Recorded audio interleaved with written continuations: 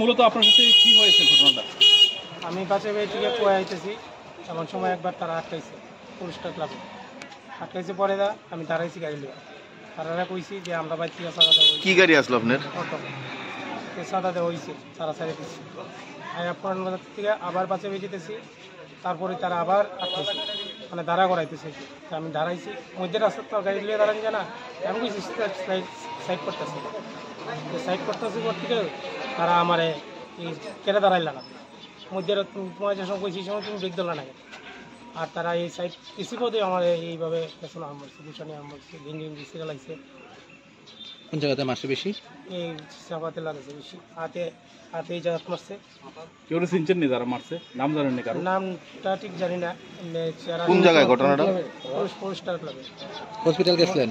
Hospital থেকে এসে ওখানে ডাক্তারের ওষুধ দিয়ে দিয়েছি। এখন আপনার মানে কি বক্তব্য, মানে কি চাইতেছেন?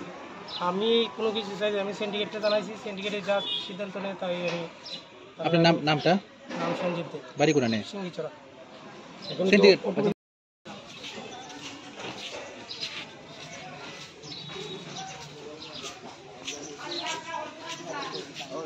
না এটা দরকার তো।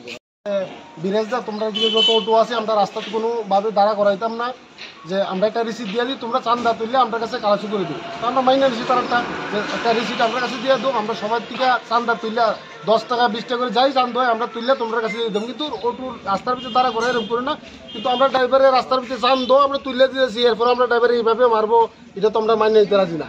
এই কারণে আমরা সব অটো ড্রাইভারে দাঁড়াইছি যে আমরা এইরকম কেমনি গাড়ি চালাম,